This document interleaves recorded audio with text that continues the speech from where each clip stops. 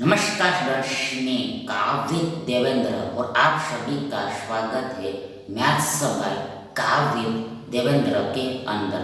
तो आज हम पढ़ेंगे जियोमेट्री यानी कि ज्यामिति। उसमें फर्स्ट क्वेश्चन ऐसा है कि पी तथा क्यू वृत्त पर यानी सर्कल पर दो बिंदु 2 पॉइंट स्थित है यानी कि लाइस है तथा केंद्र O है, सेंटर O है।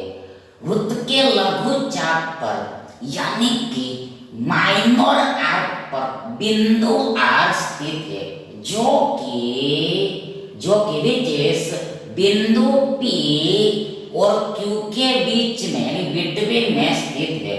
बिंदु P तथा Q पर खींची गई ड्रॉ की गई स्पर्श रेखा यानी टेंजेंस बिंदु S पर मिलती है। पॉइंट S पर मीटिंग कर यदि एंगल PSQ 20 है तो अध्ययन एंगल PRQ क्या होगा? 80, 200, 160 एंड 100। अब यहाँ पर सबसे पहले हमें एक सर्कल खींचना है, ओ केंद्र वाला सर्कल खींचना है, वृत्त खींचना है। हमें देखो बीचों बीच में यहाँ पर ओ केंद्र, देखो बीचों बीच में ओ केंद्र आएगा। यह हमारा सर्कल हो गया और इस सर्कल के अंदर बीचों बीच में हमने मान लिया यहाँ पर केंद्र O है, सेंटर वो देखो दिया है, O लेना है, ऐसा दिया है कि O लेना है, तो ये हमारा सेंटर O हो गया। आगे दूसरा, आगे बोला है कि P तथा Q वृत्त पर के दो बिंदु है। ये P एंड Q सरकमफेरेंस के ऊपर के पॉइंट है। तो देखो यहाँ पर हमने कहीं पर P बिंदु ले लिया और यहाँ पर कहीं पर हमने Q बिंदु ले लिया। फिर से हमने P एंड Q दो बिंदु सर्कल के ऊपर लेने, तो यहाँ पर हमने P लिया और यहाँ पर हमने Q लिया। और ऐसा ही क्यों लिया? ऐसा रीजन यानी कारण आपको आगे चल के पता चल ही जाएगा। देखो यहाँ पर दो बिंदु हो गया। आगे दूसरा बोला है कि बिंदु R देखो लघु चाप पर है, बिंदु R लघु चाप पर है। मतलब देखो यहाँ पर देखो ये क्या है? ये चाप PQ है, ये आर्क PQ है। फिर से देखो यहाँ पर ये क्या है? ये चाप PQ है, आर्क PQ है। और सिमिलरली ये इधर वाले को भी चाप PQ ही बोलते हैं, ये इधर वाले को भी चाप PQ ही बोलते हैं। पर यहाँ पर ये लघु चाप हो गया और ये गुरु चाप हो गया। ये लघु चाप हो गया एंड गुरु चाप मतलब दीर्घ चाप हो गया। इधर वाला दीर्घ चाप दैट इज इंग्लिश में ये दिस माइनर आर्क है और इधर वाला मेजर आर्क है।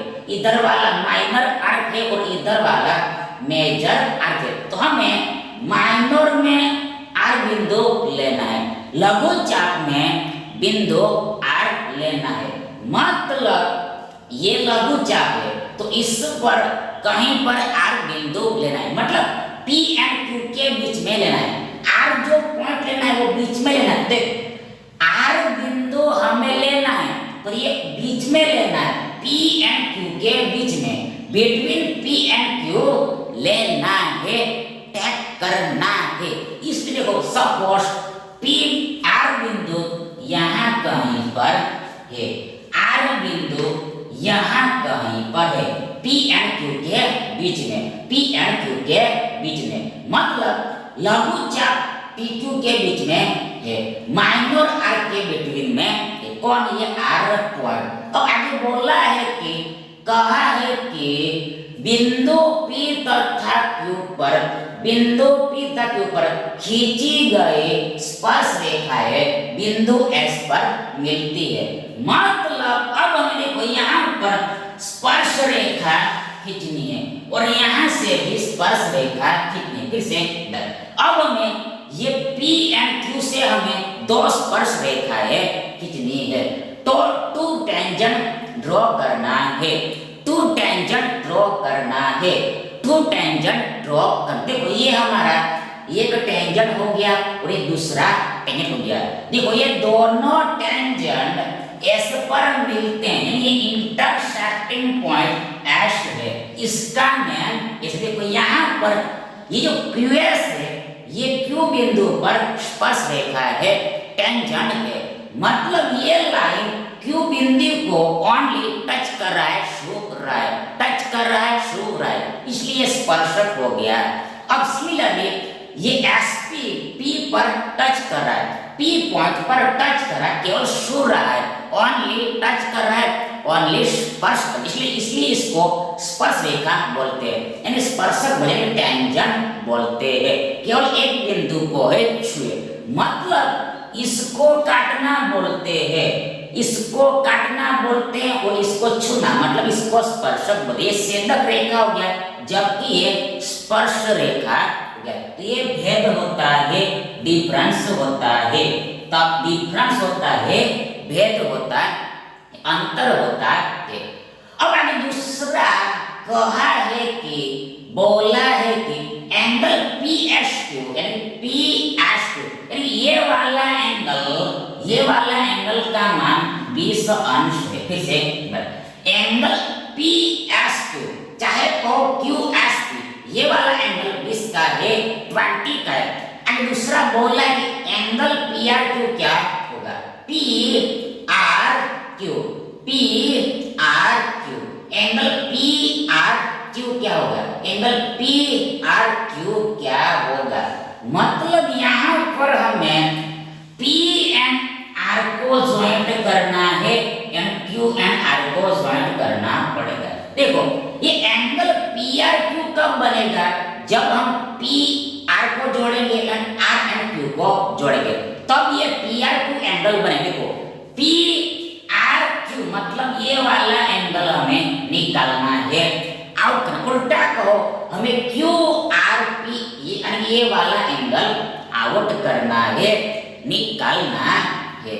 तो अब ये कैसे निकलेगा, हाउ टू आउट दिस। देखो यहाँ पर हियर सबसे पहले देखो यहाँ पर हम ये ONQ को भी मिला देते हैं, ज्वाइंट करते हैं। सिमिलरली हम ये OMP को भी मिला देते हैं, ज्वाइंट। तो देखो यहाँ पर ये OQ एंड OP क्या हुआ, ये OQ एंड OP इस सर्कल का त्रिज्या हो गया, रेडियस हो गया, सर्कल का त्रिज्या हो गया, रेडियस हो गया, सर्कल का त्रिज्या रेडियस हो गया, रेडियस हो गया, स्मॉल r हो गया। अब आगे देखो यहाँ पर एक दूसरा कॉन्सेप्ट याद करके रखना है। देखो ये जो रेडियस होता है वह स्पर्शक के साथ हमेशा 90 का एंगल बनाता है। रेडियस स्पर्शक के साथ हमेशा 90 का एंगल बनाता है। मतलब एंगल QOQS चाहे तो SQO 90 का है। इसमें यहाँ पर एंगल OPS चाहे तो SPO ये वाला एंगल 90 का है। 90 देखो ये दोनों लाइन के बीच का एंगल 90 का है, ये दोनों लाइन के बीच का एंगल 90 का होता है, 90 का होता है। अब देखो यहाँ पर देखो ये चतुर्भुज बन रहा है, क्वाड्रिलेटरल बन रहा है। देखो कौन सा, OQSP ये चार भुजाओं से घिरी आकृति है। डायग्राम में मतलब चतुर्भुज है, क्वाड्रिलेटरल। देखो ये फिर से एक बार OQSP। अब यहाँ पर इसमें ये वाला एंगल 90 का है, इस वाला एंगल 90 का है और इस वाला एंगल 20 का है। ये एंगल आराम से निकल जाएगा, कंफर्ट से निकल। फिर से इस चतुर्भुज में हमें तीन एंगल पते हैं तो ये चौथा एंगल भी निकल जाएगा। कैसे? देखो यहाँ पर हमें मालूम है कि कोई भी चतुर्भुज के चारों कोणों का योग यानी एडिशन 360 होता है, 360 होता है। देखो 90 90 180 हो गया, यानी ये दोनों को मिलाकर फिर से 180 होगा। देखो ये 90 90 180 यानी ये दोनों को मिलाकर 180 होगा, तभी तो 180 प्लस 180 360 होगा। दोनों को मिलाकर 180, तो ये 20 है। तो सीधी सी बात है कि जाहिर सी बात है, देखो ये कितना होगा, ये 160 का होगा। QOP 160 का, चाहे वो POQ ये वाला एंगल 160 का होगा। अब यहाँ पर हम करते हैं जादू, मैजिक, मतलब इधर वाले आर्क पर, इधर वाले आर्क पर, इधर वाले आर्क पर, यानी कि मेजर आर्क पर, यानी गुरु चाप पर, यानी दीर्घ चाप पर, मतलब इधर वाले पार्ट पर, सामने वाले पार्ट पर, ऑपोजिट पार्ट पर, सर्कल के ऊपर, ऑन सर्कल एक पॉइंट हम आर लेते हैं, बिंदु आर लेते हैं, पॉइंट आर लेते हैं। अब क्या करते हैं, अब हम देखो से लो, देखो से लो, देखो से लो। अब क्या करना होगा, देखो अब हम देखो यहाँ पर ये R एंड P को ज्वाइंट करना है, एंड R एंड Q को ज्वाइंट करना है। फिर से एक बार, हमने इधर R बिंदु ऐसा लिया और इसको Q के साथ जोड़ा एंड इसको हमने P के साथ जोड़ा, ऐसे हमने ज्वाइंट कर दिया। अब यहाँ पर ये क्या है, ये चाप PQ है और ये चाप PQ केंद्र पर 160 का एंगल बना है और यही का यही चाप यानी चाप PQ है। देखो ये परिधि के ऊपर, सर्कमफेरेंस के ऊपर ये एंगल बना है, R एंगल बना है। फिर से ये चाप है PQ, तो ये चाप केंद्र पर यानी सेंटर पर 160 का एंगल बनाता है और यही का यही चाप, देखो से लो, देखो से लो, देखो से लो, यही का यही चाप, यही का यही आर्क, यही का यही चाप, यही का यही आर्क, ये सर्कमफेरेंस के ऊपर यानी परिधि के ऊपर ये R एंगल बनाते हैं, मतलब एंगल PRQ बनाते हैं, यानी एंगल QRT बनाते हैं। तो अब क्या होता है, देखो अब ये जो केंद्र वाला एंगल होता है वो दुगना होता है, मतलब परिधि वाला हाफ होता है, आधा होता है, हेवी होता है, मतलब ये 160 है तो सीधी सी बात है ये 80 होगा, 80 का होगा, ये आधा 80 होगा, यानी इसका दुगना 80 का दुगना ये 160 होता है, केंद्र वाला दुगना होता है, तो ये 80 निकल गया। अब हमें निकालना है ये एंगल PRQ, ये एंगल निकालना ना निकलेगा, आराम से निकल। कैसे? देखो यहाँ पर फिर से एक चतुर्भुज बन रहा है, देखो चतुर्भुज RQ, देखो RQ, देखो यहाँ पर पॉइंट 2 कॉमन हो गया है, यहाँ पर दूसरा पॉइंट लेना पड़ेगा। देखो यहाँ पर हम चेंज कर देंगे, यहाँ पर हमने नाम लिया T, कब T लिया, ये T है, देखो TQRP, TQRP, TQRP, TQRP also चतुर्भुज है, क्वाड्रिलेटरल। देखो TQRP ये दूसरा चतुर्भुज है, क्वाड्रिलेटरल है, और ये चतुर्भुज के चारों शीर्ष यानी चारों वर्टेक्स ये सर्कल के ऊपर है, सर्कल के परिधि के ऊपर है, ये वृत्त के परिधि के ऊपर है, यानी सर्कमफेरेंस के ऊपर। किसे? ये चतुर्भुज के चार शीर्ष ये है, चार वर्टेक्स ये है, और चारों के चारों वर्टेक्स यानी चारों के चार शीर्ष, देखो ये एक वर्टेक्स, दूसरा vertex, third vertex, fourth vertex, पहला शीर्ष, दूसरा शीर्ष, तीसरा शीर्ष, चौथा शीर्ष, first vertex, second vertex, third vertex, fourth, ये चारों के चारों ये वृत्त के ऊपर है, यानी सर्कमफेरेंस के ऊपर, परिधि के ऊपर है। तो ये चतुर्भुज कौन सा हुआ? ये चतुर्भुज चक्रीय चतुर्भुज हुआ, साइक्लिक क्वाड्रिलेटरल हुआ, चक्रीय चतुर्भुज हुआ, साइक्लिक क्वाड्रिलेटरल हुआ। और इसका गुण धर्म यानी कि प्रॉपर्टी ये होता है, ये बात हमने आगे भी बता चुकी, ये चीज हमने कई बार आगे में बता चुकी। मतलब आमने सामने का एंगल का योग 180 होता है, ऑपोजिट एंगल का एडिशन 180 होगा, आमने सामने वाले कोण का योग 180 होता है, 180 होता है, 180 होता है, 180 होता है। आमने सामने वाले कोणों का योग 180 होता है।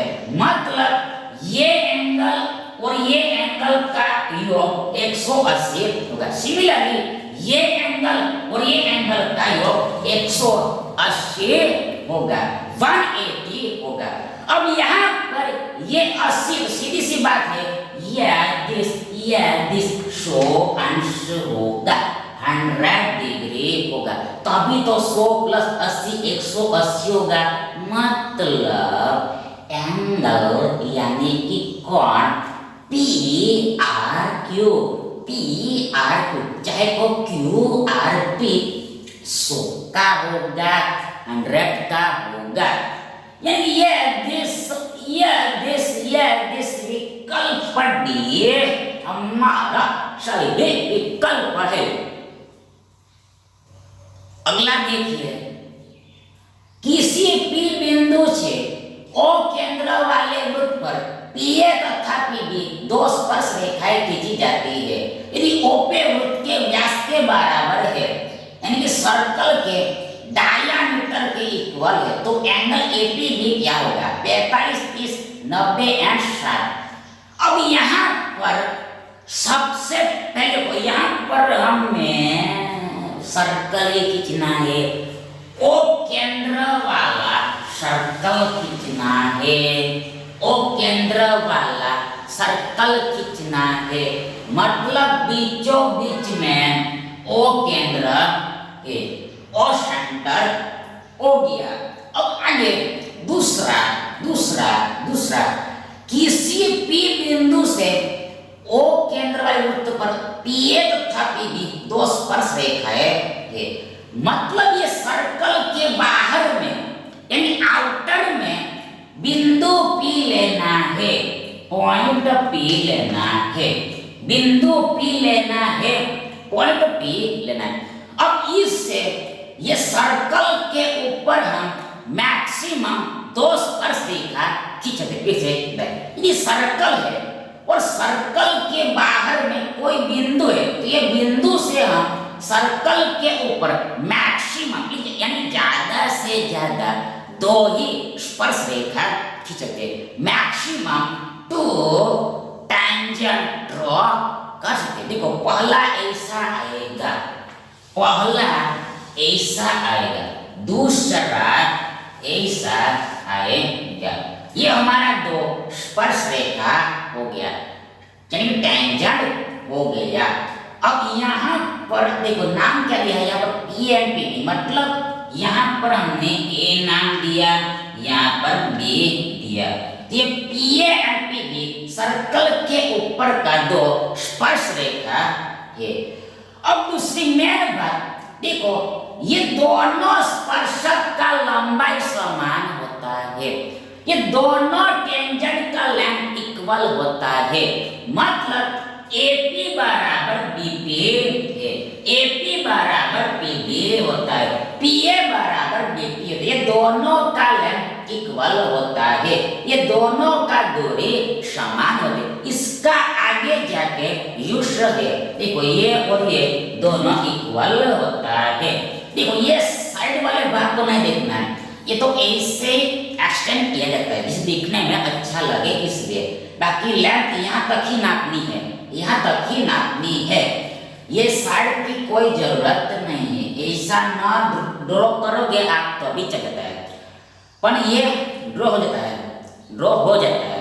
आगे दूसरा क्या कहा है?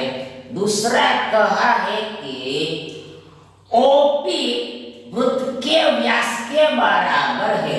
मतलब देखो यहाँ पर ये OA क्या हो गया, रेडियस हो गया, त्रिज्या। सिमिलरली ये OB क्या हो गया, रेडियस हो गया, त्रिज्या हो गया। अब आगे बोला है कि OP मतलब O और P को ज्वाइंट करना है, O और P को ज्वाइंट करना। अब यहाँ पर OP वृत्त के यानी सर्कल के व्यास के बराबर है, एक डायमीटर के इक्वल है। मतलब व्यास का होता है डायमीटर, क्या देखो डायमीटर यानी व्यास त्रिज्या का दुगना होता है, रेडियस का 2 टाइम्स होता है।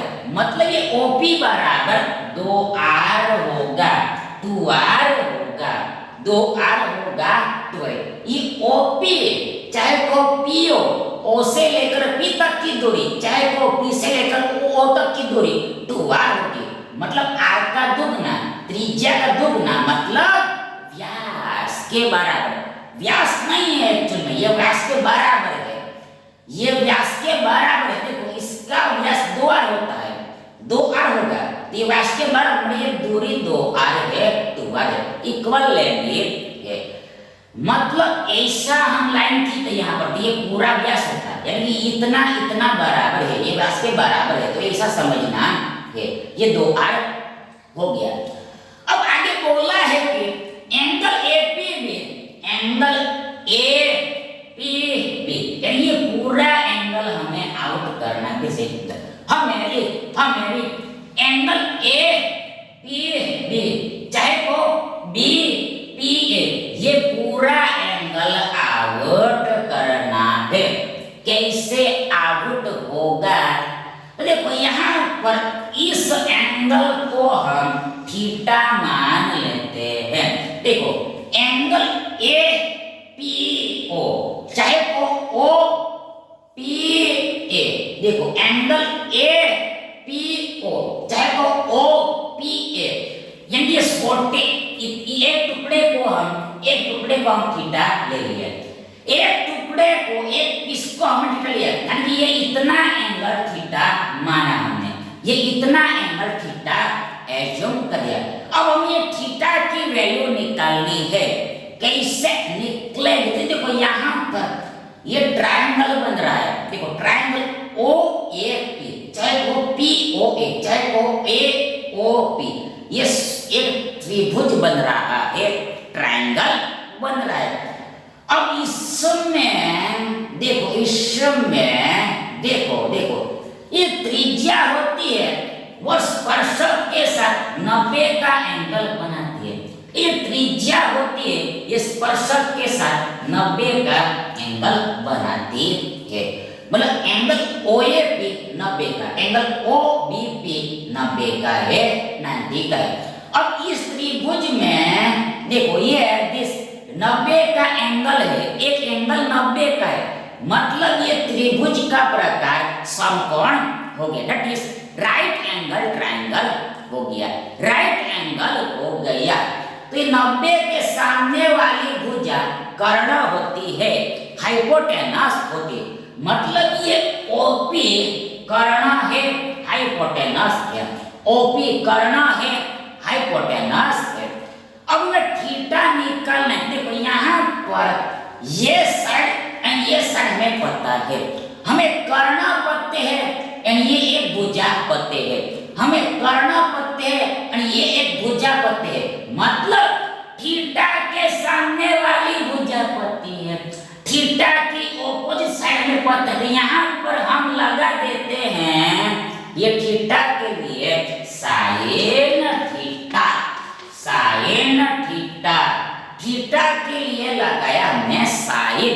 अब साइन क्या होता है, sine sine sine sine sine sine लंब बट्टा कर्ण होता है, लंब बट्टा कर्ण होता है, दैट इज परपेंडिकुलर डिवाइड एक यानी कि हाइपोटेनस होता है, परपेंडिकुलर डिवाइड हाइपोटेनस होता है। अब आगे बढ़, बराबर इक्वल, लंब मतलब थीटा के सामने वाली भुजा OA, यानी ये R है, बात खत्म। नीचा में कर्ण, कर्ण हमेशा फिक्स रहता है 90 के सामने, ये ओपी है मतलब 2 आ गई, यहाँ पर आया 2 आ गया, हमें मिला 1/2। मतलब एक्चुअल में ऊपर में आर को हमने आर गुना 1 लिखा है, आर गया तो ऊपर में 1 बचता है, इससे बचता है, मतलब हमारे पास 1 बचता है। मतलब means that means sin theta बराबर 1/2 होता है, sin थीटा बराबर 1/2, sin थीटा बराबर 1/2। तो थीटा क्या होगा, ध्यान, थीटा इक्वल टू 30 डिग्री होगा, 30 अंश होगा, मतलब साइन 30 डिग्री बराबर 1/2 होता है। साइन 30 की वैल्यू 1/2 होती है, थीटा का मान 30 है, यानी ये थीटा 30 का है।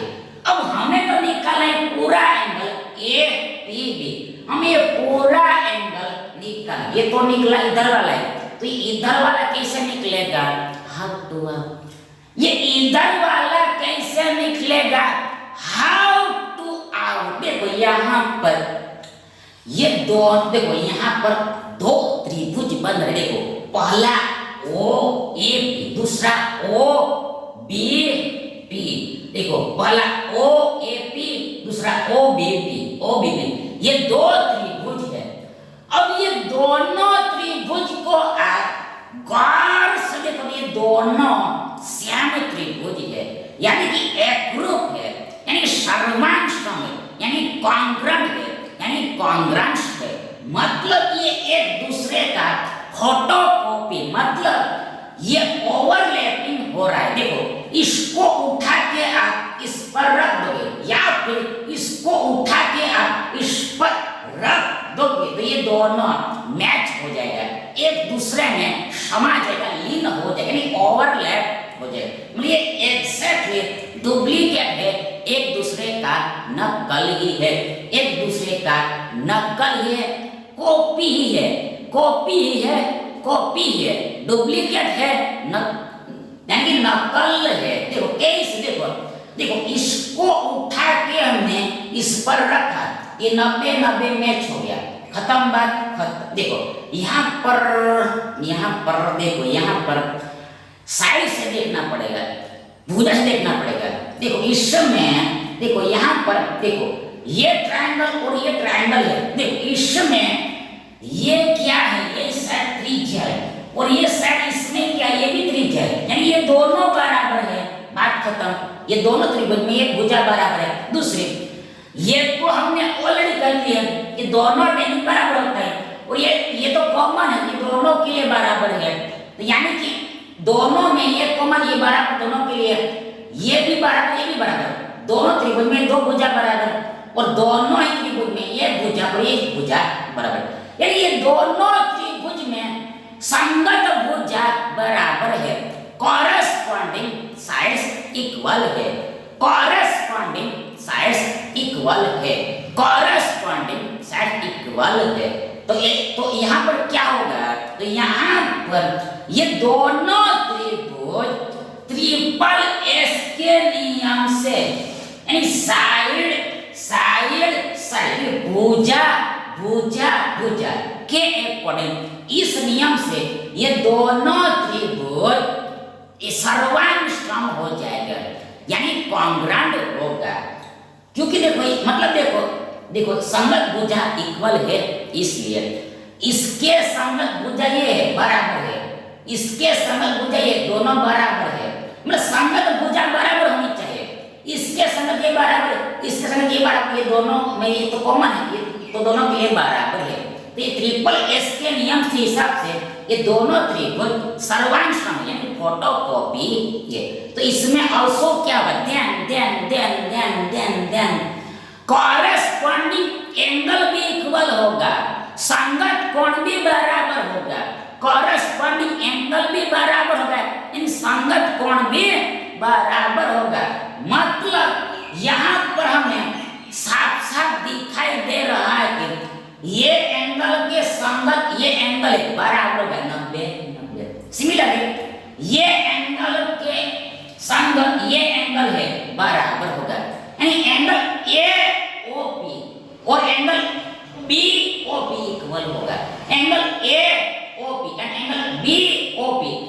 दोनों एंगल इक्वल है।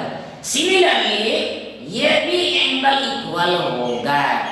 संगत कोण बराबर होता है, कॉरस्पॉन्डिंग एंगल इक्वल होता है किस में? सर्वांग त्रिभुज में, यानी कॉन्ग्रुएंट त्रिभुज में। तो अब यहां पर ये दोनों एंगल इक्वल होगा, मतलब ये एंगल के कॉरस्पॉन्डिंग एंगल ये है, ये दोनों संगत कोण हो गया, ये दोनों बराबर होगा, मतलब एंगल एपीओ एंगल ओपीबी ये दोनों बराबर है। तो ये 30 का ये भी 30 का होगा, 30 का ये होगा। कुल मिला के पकड़ यहाँ पर लगता है कॉन्ग्रुएंसी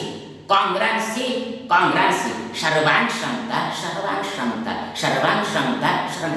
मतलब ये दोनों त्रिभुज एक जैसे ही है, तो इसका कॉरस्पॉन्डिंग जो भी होगा, चाहे एंगल हो भुजा हो, इक्वल होगा, संगत भुजा हो चाहे कोण हो बराबर ही होगा। देखो यहाँ पर हम जैसे दोनों को हम एक दूसरे के ऊपर बिठाएंगे तो हमें स्पष्ट दिखाई दे रहा है कि इसके संगत ये बराबर है, इसके संगत ये बराबर है, ये दोनों के लिए कॉमन है, इसमें तो कोई प्रॉब्लम नहीं है। और ये संगत देखो ये दोनों को हमने एक के ऊपर एक रखा, तो ये एंगल कॉरस्पॉन्डिंग, ये दोनों बराबर होगा, 90 बराबर है। सिमिलरली ये एंगल कॉरस्पॉन्डिंग हुआ, ये दोनों भी बराबर। सिमिलरली ये दोनों कॉरस्पॉन्डिंग होती है, ये भी दोनों बराबर ही होगा। तो यहाँ पर हमें ये पूरा एंगल निकालना था, तो 30 प्लस 30 60 होगा, सीधी सी बात है।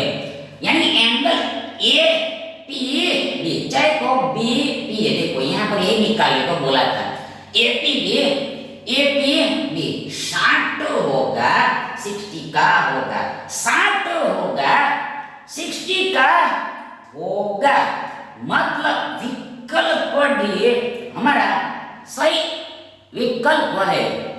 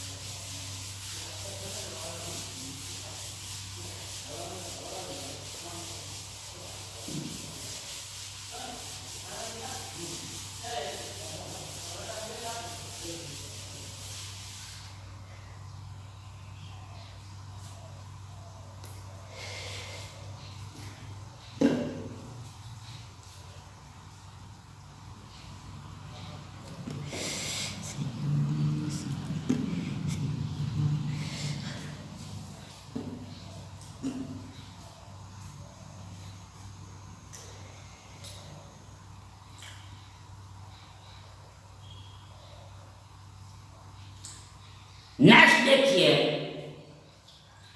दो समकेंद्रीय यानी कॉन्सेंट्रिक वृत्तों की त्रिज्या 13 सेंटीमीटर और 8 सेंटीमीटर है।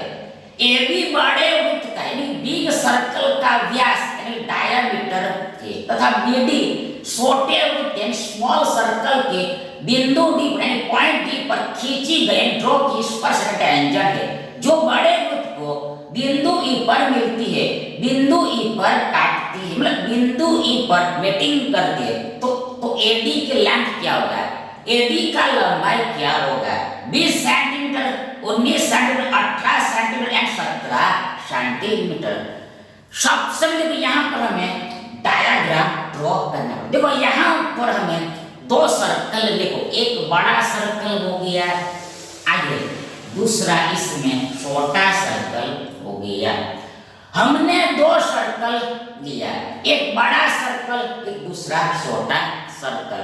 अब यहाँ पर ये दोनों सर्कल क्या हो गए, ये दोनों सर्कल सकेंद्रीय हो गए, मतलब ये दोनों सर्कल का केंद्र एक ही है, सेंटर एक ही। देखो इस सर्कल का भी सेंटर यही का है और ये छोटे सर्कल का भी सेंटर यही का है। मतलब एक वृत्त के अंदर दूसरा वृत्त हो,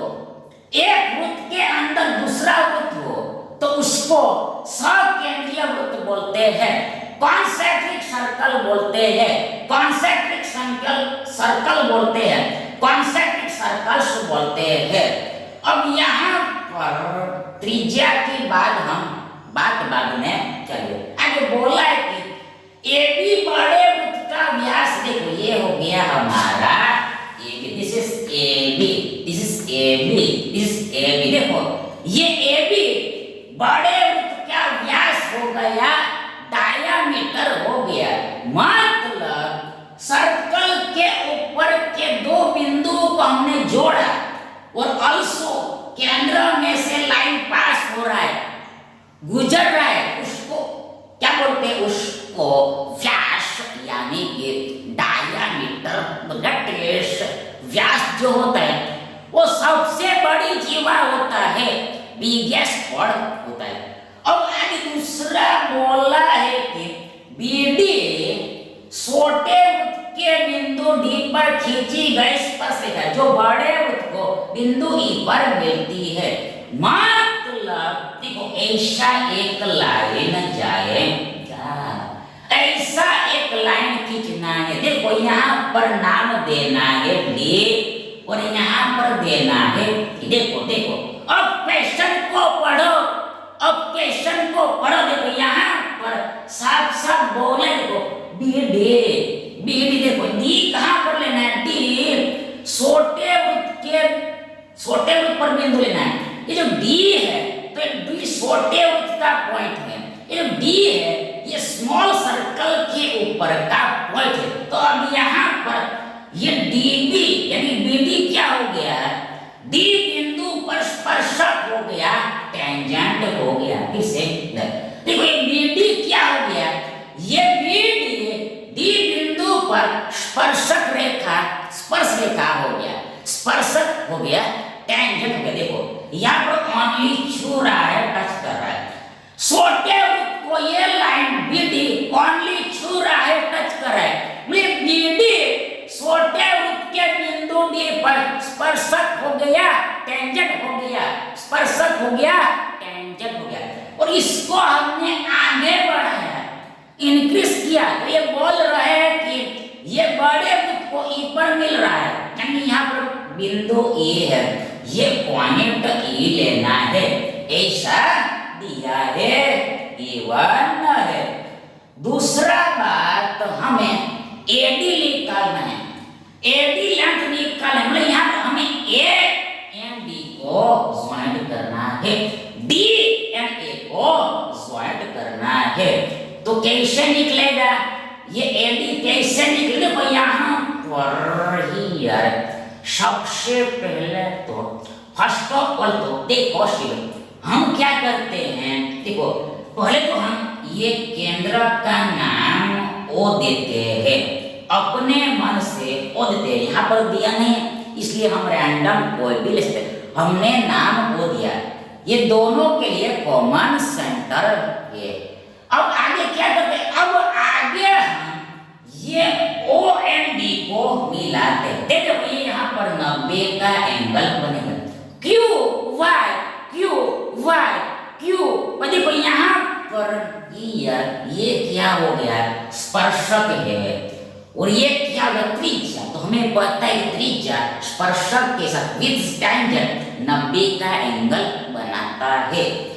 अब क्या होगा, देखो अब हमें देखो यहाँ पर दूसरी एक बात, अब क्या करते हैं, अब हम देखो अब हमें ये निकालना है AD, तो अब हम क्या करते हैं, यहाँ पर हम त्रिभुज बनाने का कोशिश करते हैं, मतलब हम A एंड E को मिलाते हैं। अब क्या होगा, देखो यहाँ पर ये AB व्यास है, ये जो व्यास होता है डायामीटर होता है, वो परिधि के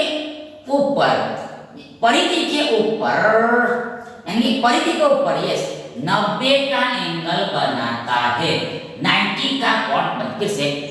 यहाँ पर आपको यू कॉन्सेप्ट याद करके रखना है, जो व्यास होता है वो परिधि, देखो ये व्यास बड़े सर्कल का है, इसलिए परिधि भी बड़े सर्कल का ही होगा, ये छोटे पर मत समझना। देखो यहाँ पर ये AB व्यास है,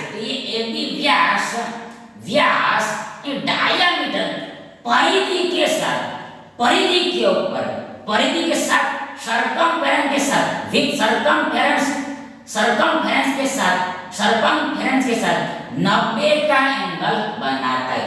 मतलब एंगल ए ई बी, चाहे को बी ई ए बी कहो चाहे बी ई ए कहो, ये एंगल 90 का बनेगा, 90 का बनेगा। अब यहाँ पर देखो ये छोटा सा त्रिभुज बन रहा है, त्रिभुज ई डी ए, इसमें ई एंगल 90 का है, मतलब ये हो गया समकोण त्रिभुज, राइट एंगल ट्रायंगल। तो अब यहाँ पर हमें एडी निकालना है, मतलब हमें कर्णा निकालना है, हाइपोटेनस निकालना है। कैसे? यदि हमें ये दोनों साइड पता चल जाती है, ये पता चल जाती है, नो हो जाती है। पाइथागोरस प्रमेय लगा के, पाइथागोरस जी को हम याद करके ये एडी को आराम से निकाल पाएंगे।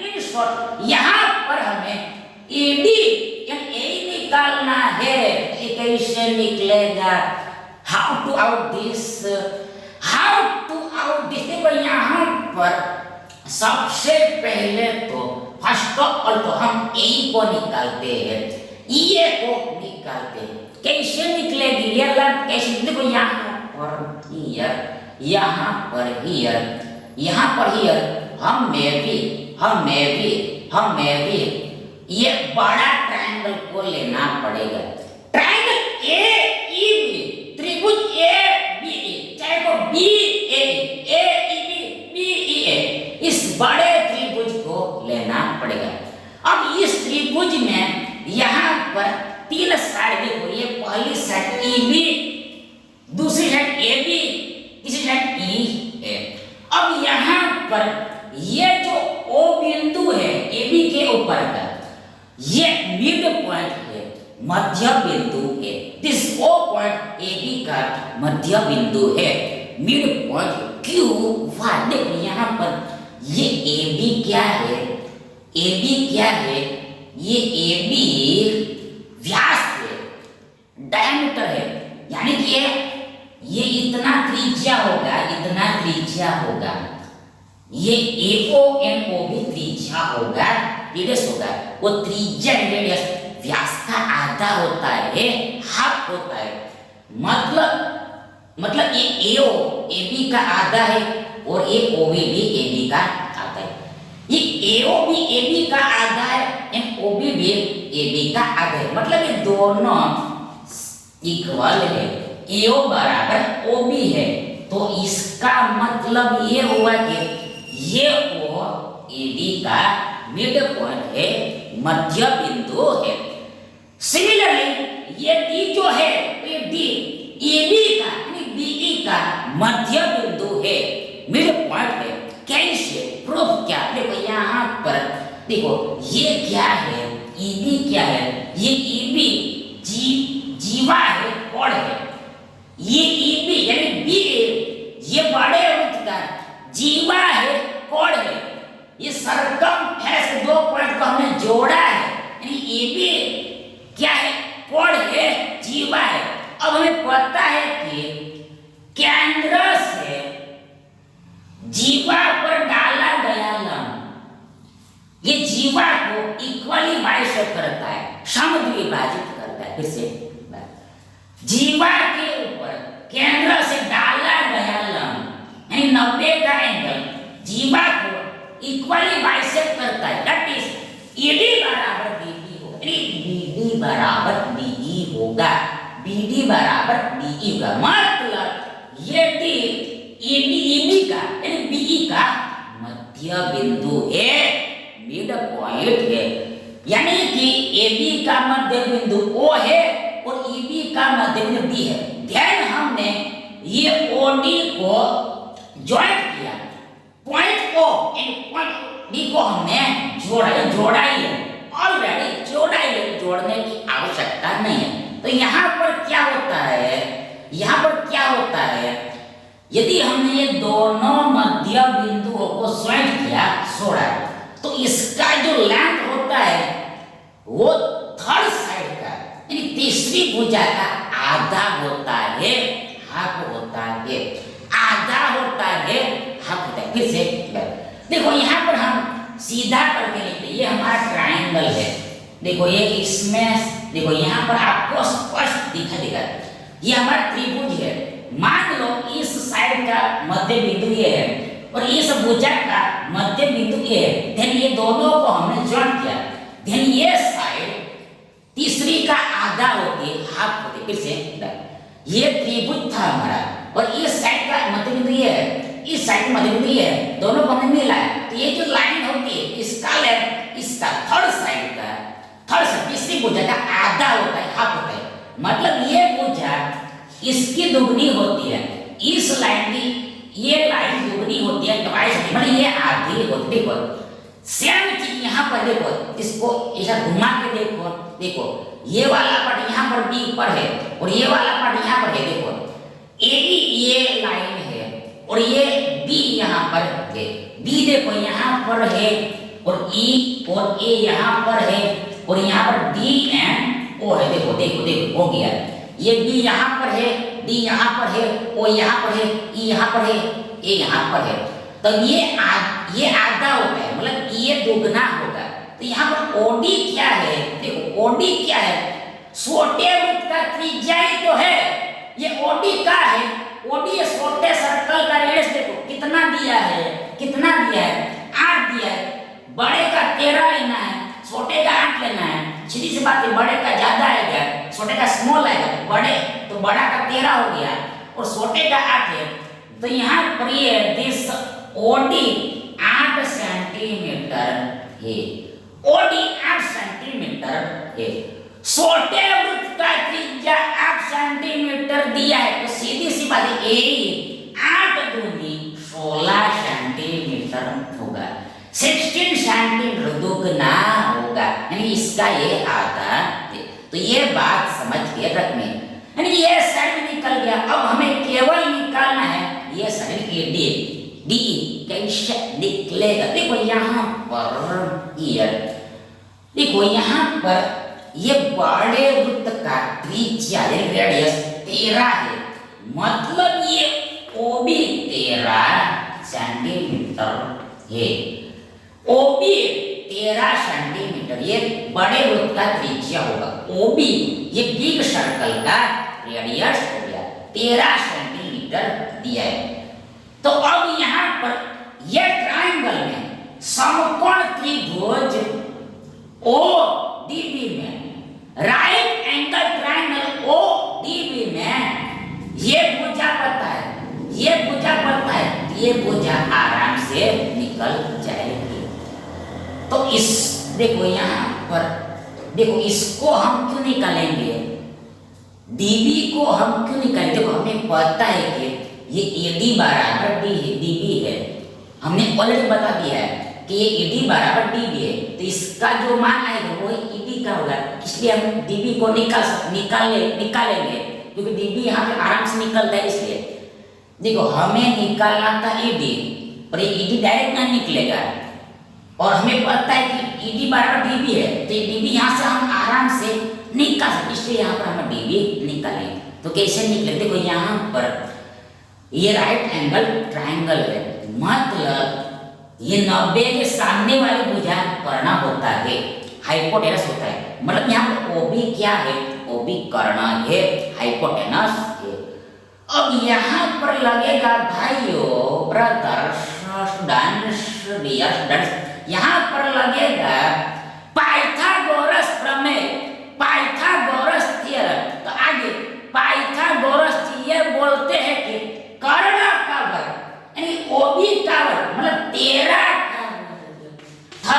का स्क्वायर, बाकी की दो भुजाओं के यानी ओडी एंड डीबी के, मतलब ये 8 के एनडीबी के वर्ग के एडिशन के इक्वल होता है। फिर से एक बार, यदि समकोण है, त्रिभुज है, तो उसमें पाइथागोरस जी ये कह के गए हैं कि देखो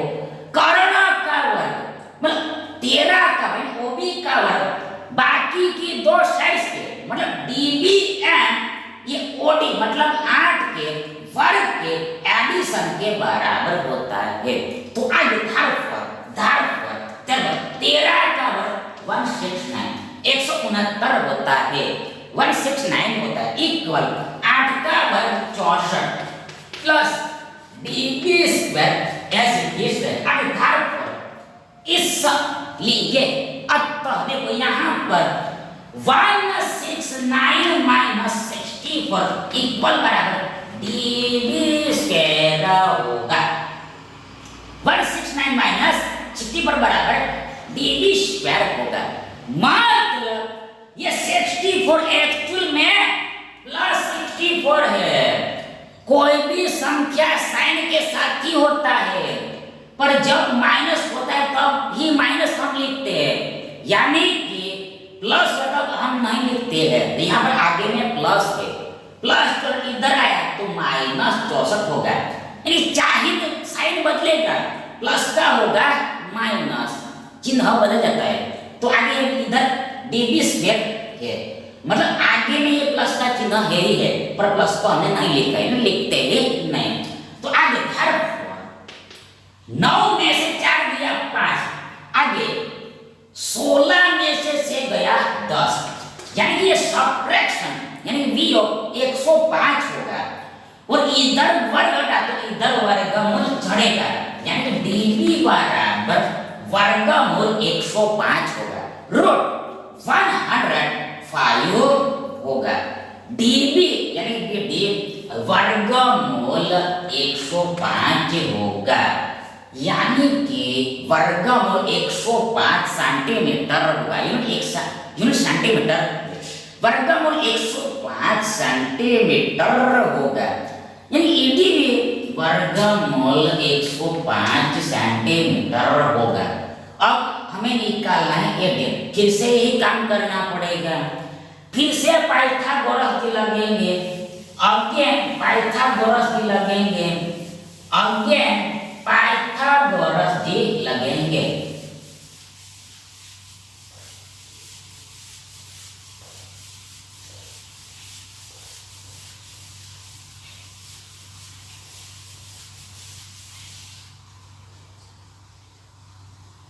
देखो यहाँ पर ये 90 है 90 सामने कर्ण तो अब यहाँ पर फिर से कर्ण का वर्ग यानी एडी का वर्ग इक्वल बराबर बाकी की दो साइड्स के मतलब एई एंड एडी के यानी कि 16 के एंड वर्गमूल 105 के वर्ग के योग बराबर होता है। कर्ण का वर्ग फिर से कर्ण का वर्ग मतलब एडी का वर्ग बाकी रिमेन्स टू साइड्स के मतलब ईडी के यानी वर्गमूल 105 के यानी ए मतलब 16 के वर्ग के स्क्वायर के एडी से मतलब योग के इक्वल होता है। आगे बढ़ 16 का वर्ग 16 का स्क्वायर 256 होता है 256 होता है प्लस यहाँ पर वर्ग वर्गमूल यानी वर्गमूल वर्ग कैंसल आउट हो जाए। देखो ये वर्ग एंड वर्गमूल यानी वर्गमूल एंड वर्ग एक दूसरे का ईच अदर का इनवर्स होता है रेसिप्रोकल व्युत्क्रम होता है व्यस्त होता है इसलिए कैंसल हो जाता है डिलीट कर सकते हैं हम। तो यहाँ पर हमारे पास केवल 105 बचा 105 बचा। दूसरे तरीके से हम इसको समझे तो यदि हम 105 का वर्गमूल निकालते हैं और जो आंसर आता है उसको हम फिर से वर्ग करते हैं तो घुमा फिरा के लास्ट में फिर से 105 ही आ जाएगा। वर्गमूल का वर्ग फिर से नंबर ही आ जाएगा संख्या ही आ जाएगा जो पहले था वो ही आ जाएगा 105 ही आ जाएगा। इसका ये मतलब होता है आगे हमें यहाँ पर करना है एडिशन जोड़ना ऐड करना है से 5 11 एक नीचे एक ऊपर आगे 5 एंड 1 6 6 प्लस 0 6 ही रहेगा और लास्ट में 2 और 1 3 होगा। ये एडिशन 361 होगा, 361 होगा। अब यहां पर ये तो एडी के स्क्वायर के बराबर आया, वर्ग के बराबर आया। हमें तो केवल निकालना है एडी।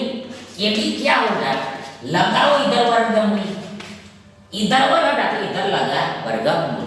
आगे 361 का वर्गमूल 19 होता है, 19 होता है। फिर भी देखो यहाँ पर 19 का वर्ग, 19 का वर्ग मतलब 19 गुणा 19, गुणा में 2 बार 19, 361 होता है, इसलिए उल्टा रिवर्स 361 का वर्ग 19 होता है। यानी कि और यहां पर लगेगा यूनिट सेंटीमीटर, सेंटीमीटर मतलब एडी का डीए का, एडी का डीए का लेंथ यानी कि लंबाई 19 सेंटीमीटर होगा, 19 सेंटीमीटर होगा। यानी कि विकल्प बी हमारा सही विकल्प है। दिस भी हमारा वे